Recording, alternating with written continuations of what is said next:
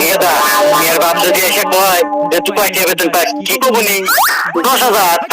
10,000 দেবো, 50,000 কম নেবো।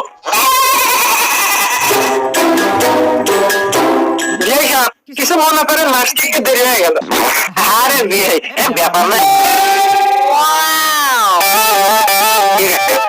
খাওয়ালেন কিবার দেখা যেতেছে খেলিয়া খেলিয়া। আচ্ছা বিয়েসা ছাওয়াল কেমন বেশি বেশি খেলে মনে হইতেছে। আরে বিয়েসা এটা কথা বললেন, ছেলে মানুষের কি সাদা কালো হয়? তারপরে যদি আমার এই ছেলে থাকে হলে সরকারি চাকরি, তাহলে না কি সরকারি চাকরি থাকে গেছে। আচ্ছা বাবা তুমি মাসে বেতন দাও কত? তাই মাসে 50,000 টাকা। মাসে 50,000? কি রে এমন অনেক খারাপ গেছো, যা তাড়াতাড়ি বক্স দেয় ইয়া ফাইনাল। তুই গেলাম ভাই 50,000 মাসে আমার কাছে 10,000 আপনার খেলা দেখাই দিস।